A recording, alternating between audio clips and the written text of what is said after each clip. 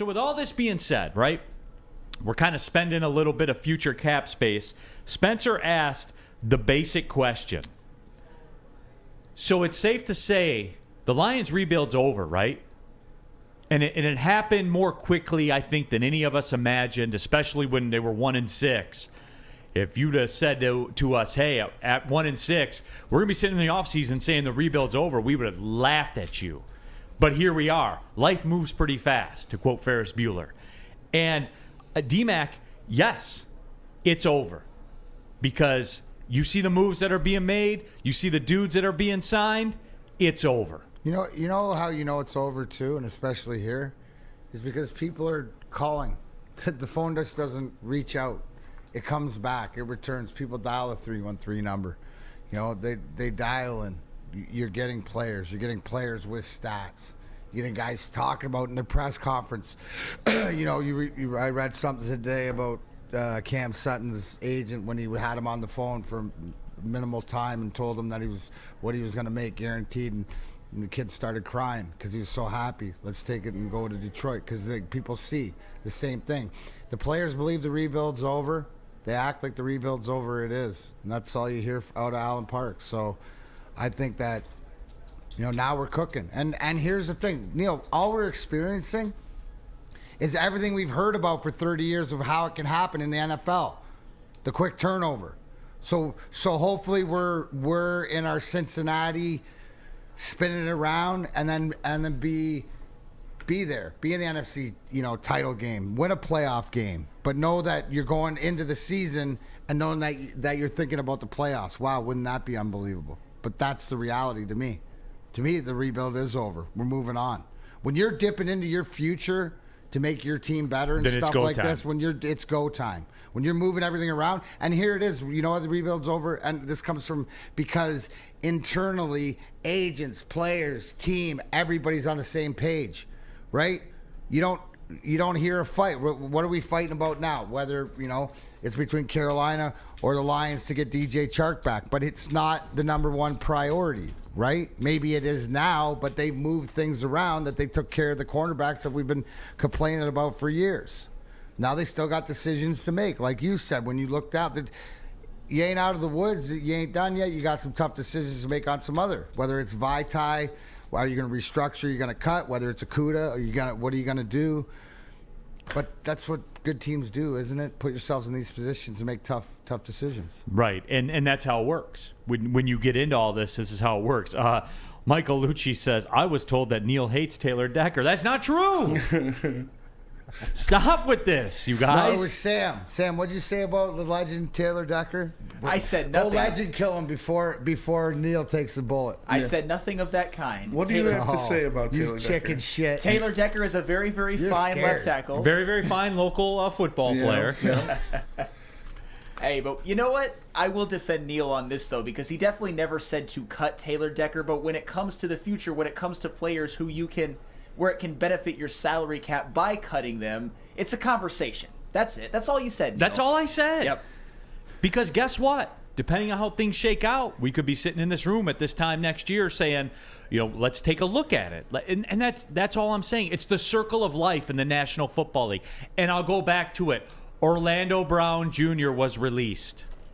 Yep, and Orlando Brown Jr. is a better player than Taylor Decker, and he was part of a Super Bowl team. So just remember that. Can I quote the venerable Peaceful Tim in the chat? Yeah. And because he's yelling at me, and I'm yelling it back because I agree. We're never done acquiring talent, but no more clock because we expect to win now. Mm-hmm. Would you agree? Yeah. I mean, look, let's put it up against each other, right? The Lions and the Red Wings. Now, the Red Wings went out last offseason and got themselves to a real NHL franchise from a talent level perspective with their free agent acquisitions. They got real NHL players with real resumes. They spent half the cap space they had, roughly. It was a situation for them where they took a step. It wasn't the next step. And then that was certified by Steve Yzerman's comments at the trade deadline, where the exact quote, under no circumstances were we going to be buyers. And I love that, right? Because it wasn't time. It's not time for that right now.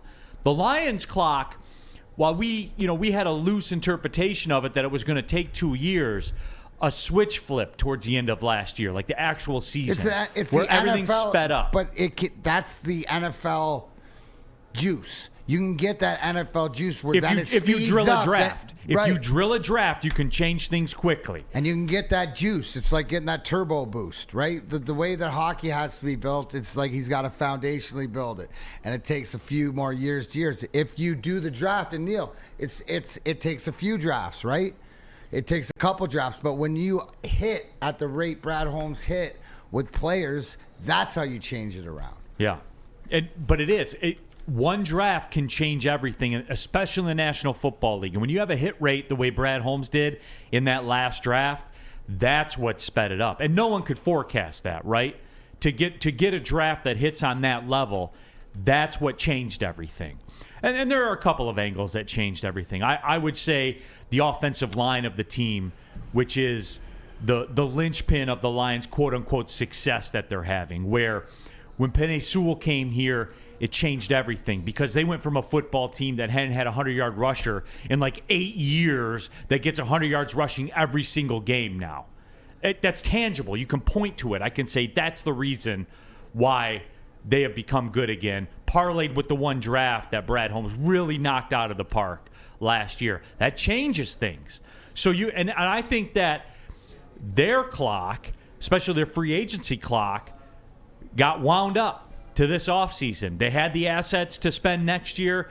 They spaced it out so they could spend a little of next year's money this year, and here we are. So, yes, and there are people in the chat. The biggest opinion I hear about this, like when we ask this question, is the rebuild over? They say, well, you can't say the rebuild's over until you win something. When you go out and make these kind of moves, your rebuild is over. When you have the 5th best odds to win the NFC, your rebuild is over. You're not rebuilding, you're contending. That's it. That's all. Because this moves quickly in the National Football League. Mm-hmm.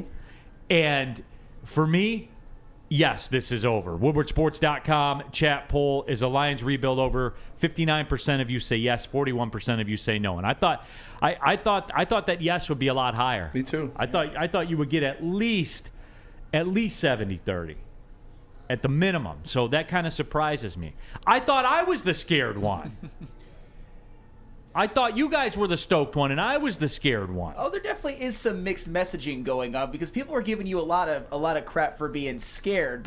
And also to piggyback off of what Spencer said, you don't completely reshape your secondary, one of your weak points, through free agency if your rebuild. But they didn't. Kirby Joseph was a component, a huge component of this. No, that's true, but. As far as this offseason, they got 3, Emmanuel Mosley, Cam Sutton, and C.J. Gardner-Johnson, to sort of bolster it and get some veterans in the defensive backfield. And part of the reason they felt like they were able to do that was because of contributors like Kirby Joseph and all the other rookies like Aiden Hutchinson. They needed some veterans, and they actually went out and did it in this offseason. And that is one of the reasons why their rebuild is over. They are contenders. Spencer, yep. You put it brilliantly last night on the heavyweights. Yeah, and like I see this in the chat. Building is never over. Obviously you're never gonna. You don't just fucking stop adding players. You don't just like give away your draft picks. Every year. There's still a draft every year. It's gonna happen. But are the 49ers rebuilding? No. Oh, okay. Are the Chiefs rebuilding? No. Oh, okay. Yeah, that's what happens when you are competing, which the Lions should be next year. You're not rebuilding anymore. Obviously, you're still gonna add pieces. You're still going to sign good players. But when you have the best odds to win your division, you are not rebuilding. That's a stoked guy right there. That's my boy, Spenny. You better like that right there. Stoked. Because that's what it is. Always getting better. Always getting better. But it's like we've leveled up, right? That's what it is. You leveled up.